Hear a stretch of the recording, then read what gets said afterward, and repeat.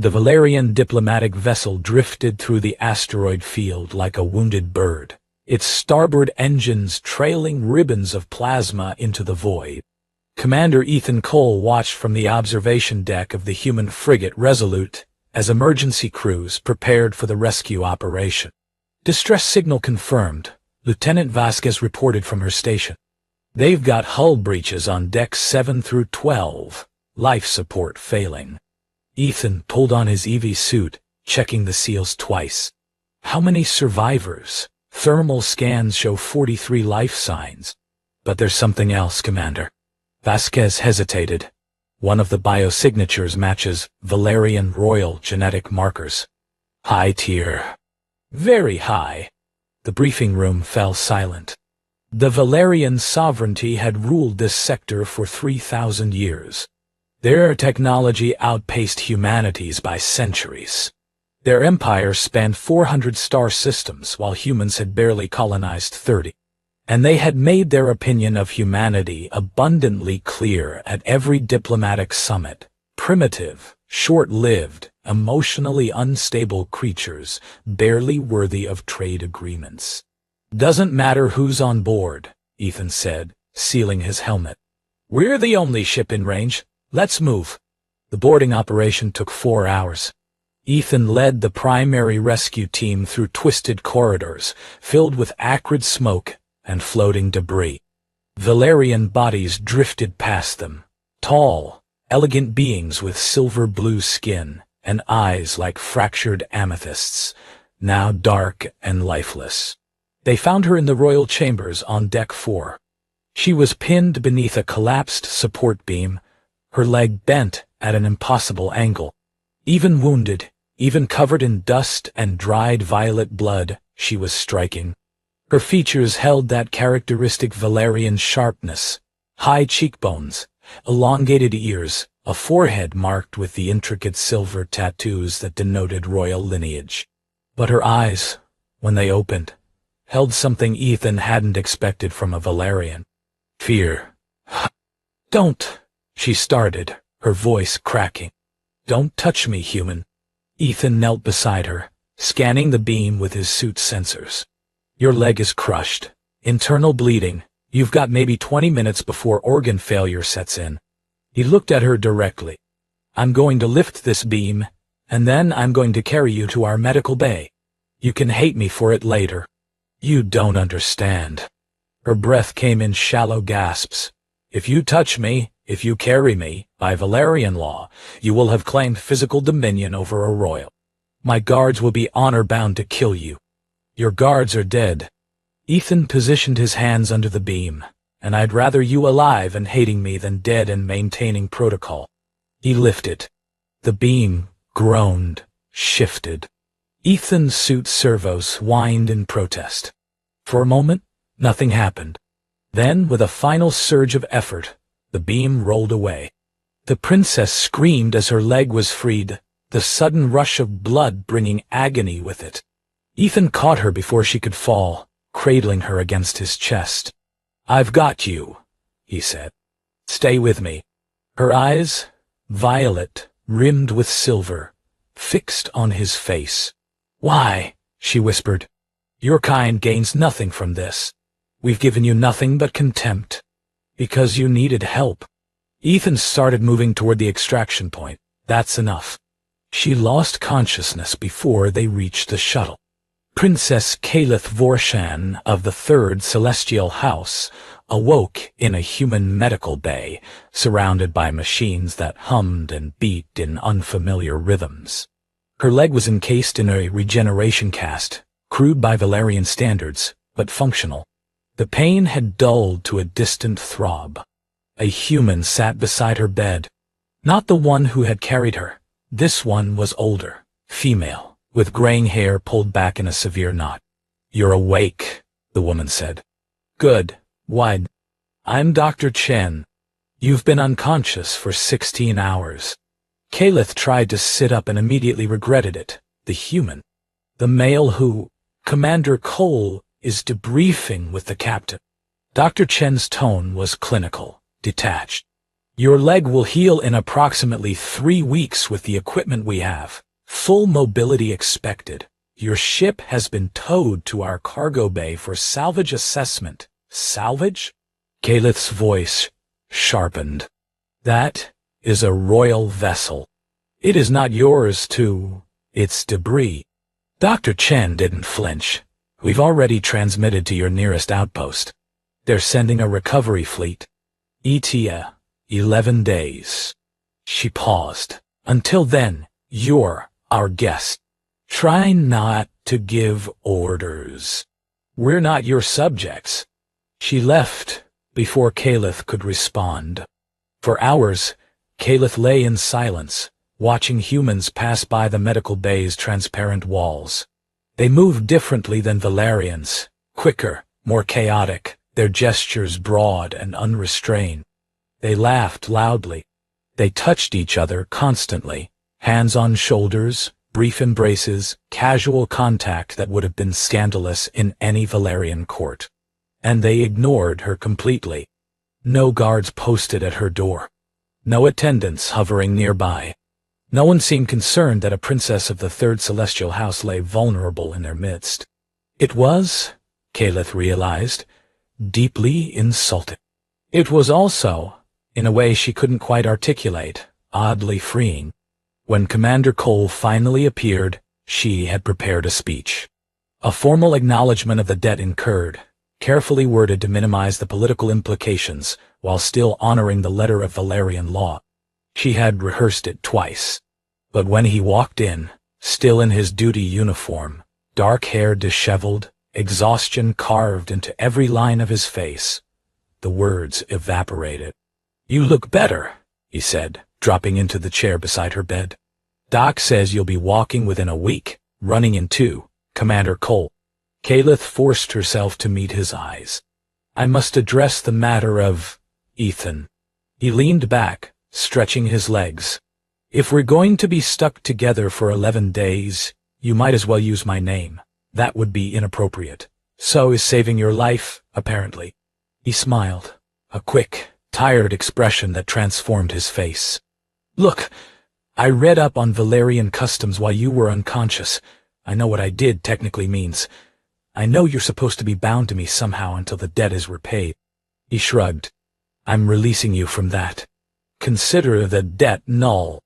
Calith stared at him. "You cannot simply, 'I just did.'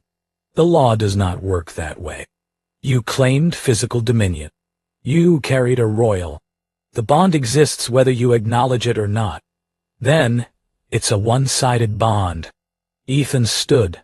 "I didn't save you to own you. I saved you because you were dying. That's all." He moved toward the door. "Get some rest. I'll have someone bring you food." "Wait, He paused. Calith's throat tightened. In 300 years of life, she had never been so thoroughly dismissed. Never been treated as if her status, her bloodline, her entire identity were simply irrelevant. "Why did you read our customs?" she asked quietly. "If you intended to ignore them anyway." Ethan glanced back. "Because I wanted to understand what I was forgiving." He left her alone with that.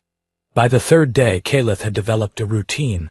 She would wake, eat the bland but adequate human food, submit to Dr.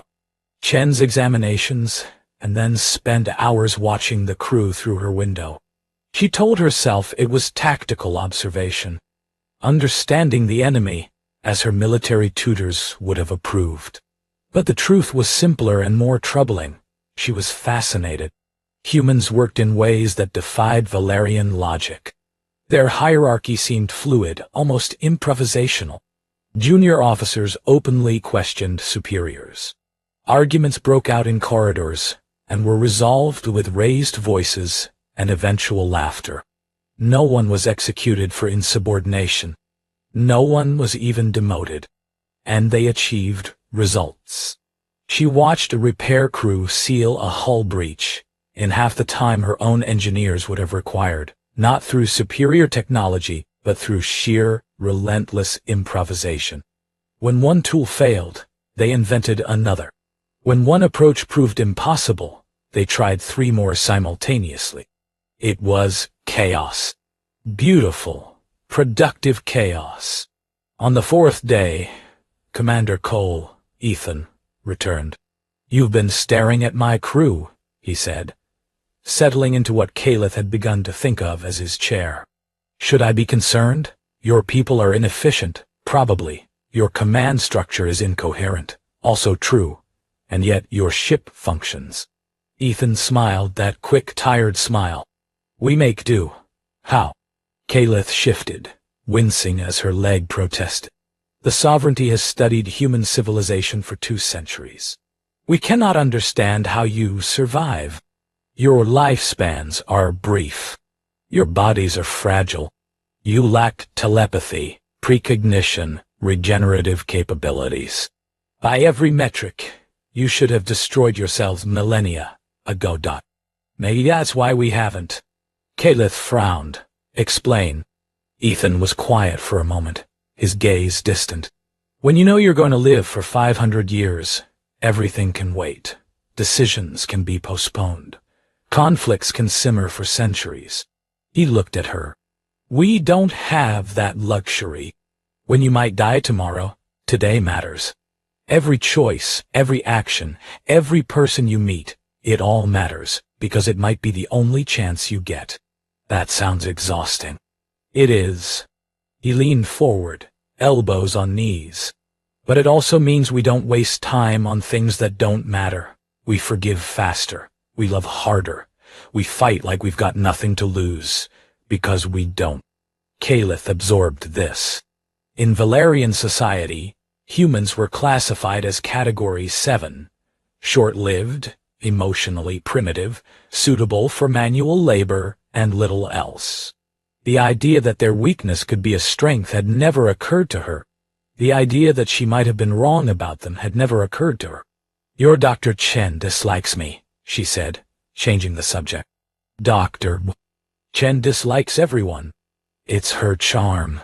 She called me a spoiled princeling this morning. That's practically a compliment coming from her." Ethan's eyes crinkled. "For what it's worth, I don't think you're spoiled. You don't know me. I know you stayed conscious for 4 hours with a crushed leg, refusing to show pain in front of your crew. I know you memorized every name of every guard who died protecting you. I saw the list you were writing. I know that when you thought you were dying, your first concern was warning me about the consequences I'd face for saving you." He held her gaze. "That's not nothing." Calith looked away. Her chest felt strange, tight, warm, as if something were pressing against her heart from the inside. "You observe carefully," she said finally. "It's part of the job.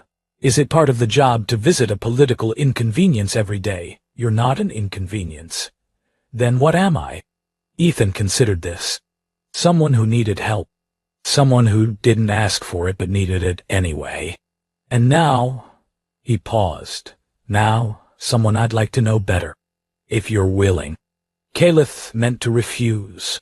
Meant to cite protocol, propriety, the 1,000 reasons why a princess of the 3rd Celestial House could never fraternize with a human commander.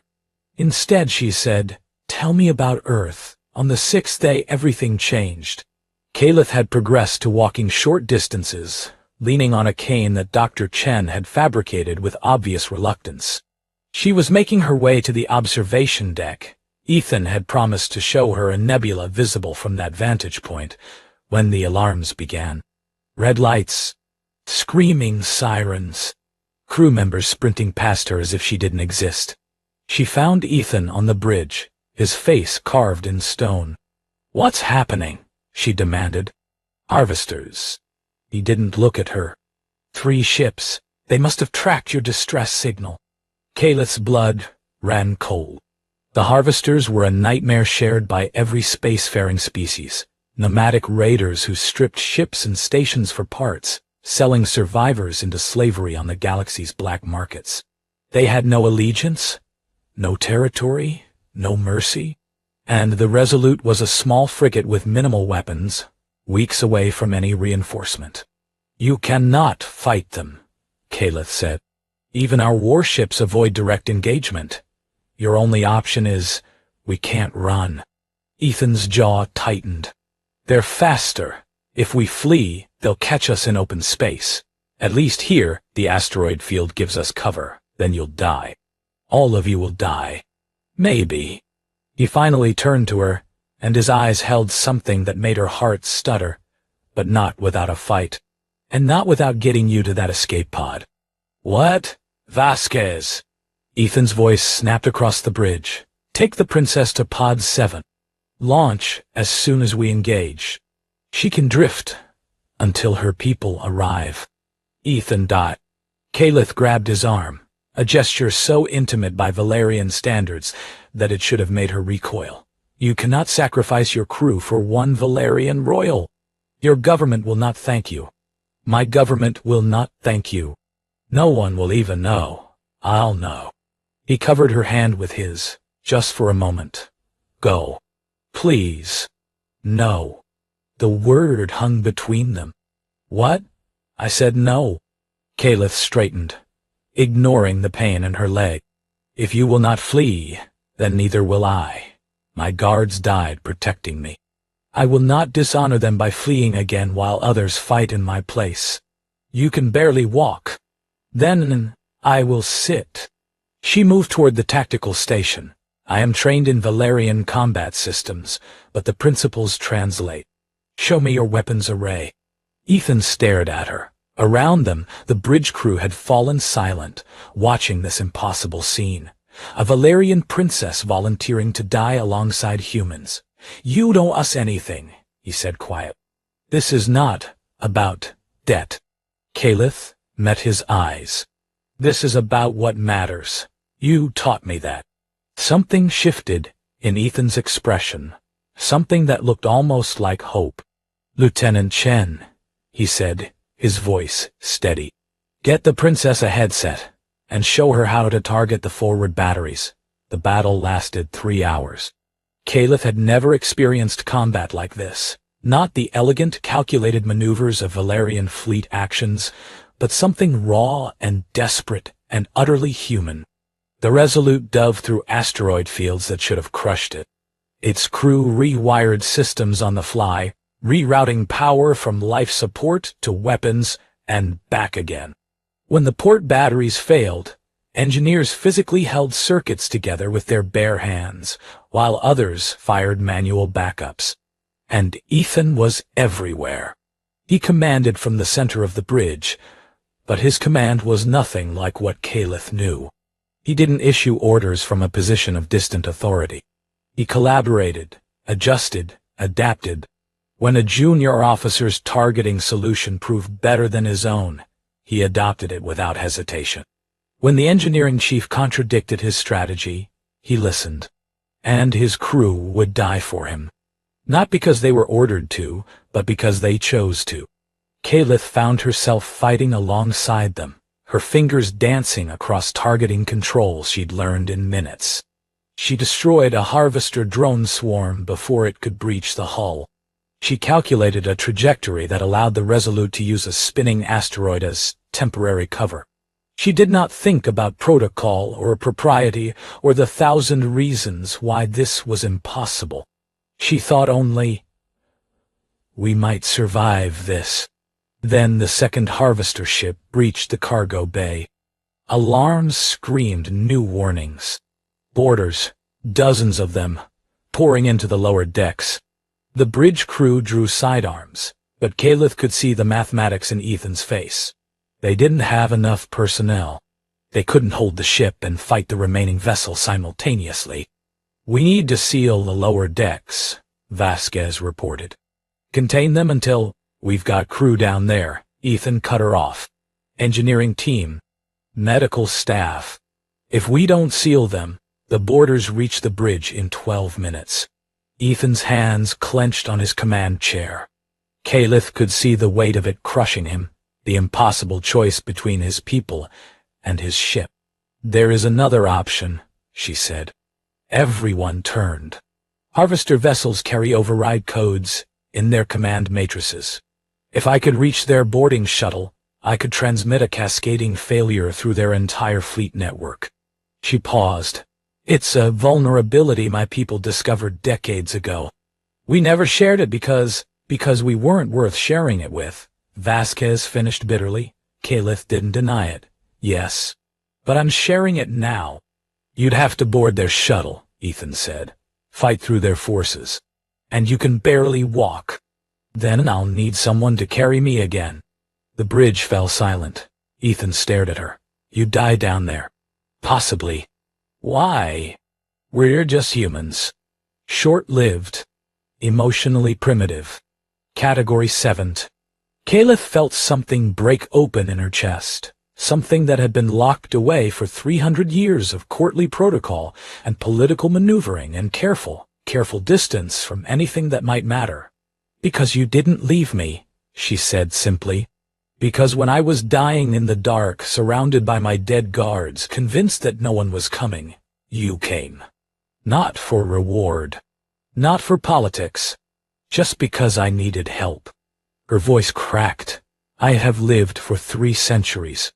I have never been treated like I mattered simply for existing. Only by you. Only by your crew. And I will not let that die. Ethan held her gaze for a long moment. Then he grabbed 2 weapons from the rack. Vasquez, you have the bridge.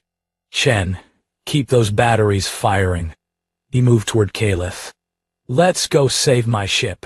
The journey to the cargo bay was a nightmare. Caliph's legs screamed with every step, but Ethan was beside her, his arm around her waist, half carrying her through corridors filled with smoke and sparks. They fought through 3 Harvester patrols, brutal, close-quarters combat where Caliph's training barely compensated for her injury, and Ethan's ferocity barely compensated for his inferior physiology. But they made it. The Harvester shuttle sat in the devastated cargo bay, its system still active, its crew dispersed into the ship. Caliph limped to the command console, her fingers flying across alien interfaces. I need 5 minutes, she said. You've got 3. Maybe. She heard him take up position at the entrance, heard the sounds of combat beginning again.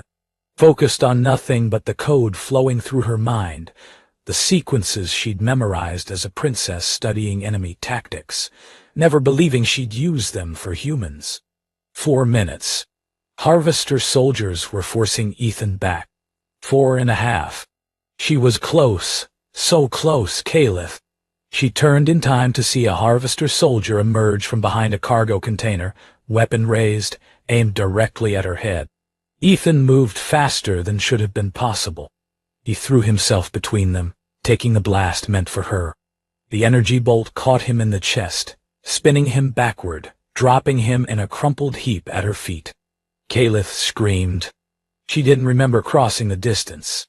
Didn't remember picking up Ethan's fallen weapon. Didn't remember firing until the Harvester soldier collapsed. What she remembered was falling to her knees beside him. What she remembered was his blood on her hands, red, so different from violet. What she remembered was his eyes, still open, still conscious, still looking at her with that impossible human warmth. Finish it, he whispered. Finish the code. I won't leave you. Finish it. His hand found hers, squeezed with fading strength. Please, let me know it mattered. Caliph pressed her forehead to his, just for a moment. Felt his breath against her skin. Felt something shatter inside her that would never heal. Then she stood, turned to the console, and finished the code. The cascade began instantly. Every Harvester ship in the system went dark. Weapons, shields, engines, all failing simultaneously. On the bridge, Vasquez shouted in triumph as the enemy vessels drifted helpless. Caliph didn't hear any of it. She was already on the floor again, cradling Ethan's head in her lap, watching his eyes flutter, watching his life drain away. Stay with me, she begged. Ethan, please, stay with me. Couldn't let them. He coughed, blood on his lips. Couldn't let them hurt you. Why? Why would you die for me? His hand rose, trembling, to touch her face. His fingers were cold. Because some things, a ghost of that tired smile. Some things matter more than survival. His eyes closed. Kaleth screamed again, a sound that echoed through the ship, through the void, through the hollow spaces where her certainties used to live. 11 days later, the Valerian recovery fleet arrived. Admiral Fenris Vorshan, commander of the 7th Celestial Fleet and Kaleth's uncle by blood, stood on the Resolute's bridge and surveyed the scene with barely concealed disgust. Human crew members went about their duties around him, pointedly ignoring his presence. "You should have died with honor," he said to Kaleth. "Instead, you fought alongside primitives. You shared military secrets with Category 7 species. His lip curled. You formed attachments." Kaleth stood straight, no longer needing the cane. Her leg had healed. The hole in her chest had not. "I saved your ship and your crew," Fenris continued. "Against my better judgment, now you will return to the Sovereignty, where you will answer to the Celestial Council for your actions." "No." Fenris blinked. "Excuse me," I said no. Kaleth's voice was steady. "I will not return. You have no choice. You are a princess of the 3rd Celestial House. Your duty, my duty, is to those who have earned it." Kaleth stepped forward. "You speak of honor, uncle. What do you know of it? You have lived 600 years and never risked anything. Never sacrificed anything. Never cared for anything beyond your own advancement. You dare. I watched a human die for me." Kaleth's voice cracked, but she didn't stop. "A man who had known me for 6 days. He threw himself in front of a weapon meant for my heart, and he did it without hesitation, without expectation of reward, without anything except the belief that some things matter more than survival." Tears streamed down her face. Display of emotion that would have horrified her a month ago. "A man whose species we have mocked and dismissed and treated as less than animals. That is honor. That is what the Sovereignty has forgotten, and I will not return to people who do not understand it. Then you are exiled."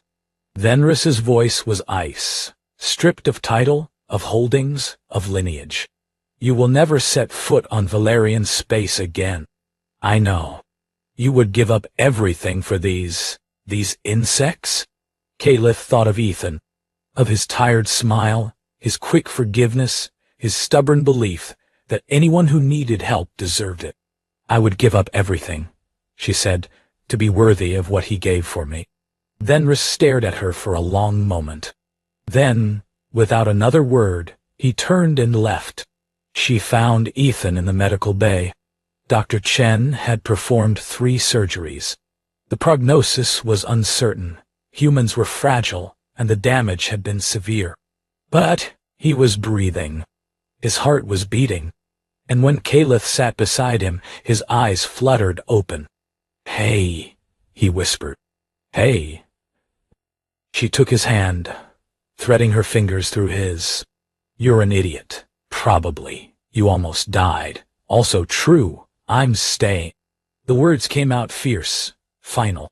"I've been exiled from the Sovereignty. I have nowhere else to go. And even if I did," she squeezed his hand, "I wouldn't leave." Ethan was quiet for a moment. "Then, you know what that means? By your own laws, the bond is acknowledged?" Kaleth leaned closer. "You saved my life. I saved yours. By Valerian tradition, we are bound until death." A small smile crossed her face. "Fortunately, I'm told humans die fairly quickly, so I won't be stuck with you for long." "That's dark. I'm learning human humor. Is it working?" Ethan laughed, a weak, pained sound that turned into a cough. "Getting there." They sat in silence for a while, her hand in his, the stars wheeling slowly past the viewport. "Kaleth, yes? Thank you for staying." She lifted his hand, pressed her lips to his knuckles, a gesture of devotion so ancient in her culture that most had forgotten its meaning. "Thank you," she said, "for teaching me what it means to matter." The official report to Earth Command listed the engagement as a minor skirmish with Harvester forces, casualties minimal, outcome favorable. It mentioned nothing of the Valerian princess who had fought beside a human crew, nothing of the sacrifice that had turned the tide, nothing of the exile that followed. But the crew of the Resolute remembered. They remembered a princess who chose to stand when she could have fled. They remembered a commander who threw himself into fire without hesitation. They remembered what it looked like when two people from different worlds found something worth dying for, and something worth living for. In the years that followed, as humanity's reputation slowly shifted in galactic circles, many pointed to treaties and trade agreements, to diplomatic victories and technological achievements. But some who knew the truth pointed to something else. They pointed to a small frigate drifting through an asteroid field, its lights flickering, its hull scarred. They pointed to a human and a Valerian, standing together on the observation deck, her head on his shoulder, his arm around her waist, watching stars that belonged to neither of their peoples. They pointed to what happens when someone offers help without conditions, and what happens when that help is answered with loyalty, sacrifice, and a refusal to ever let go. After he saved her, she refused to leave his side. And in the end, that refusal changed everything.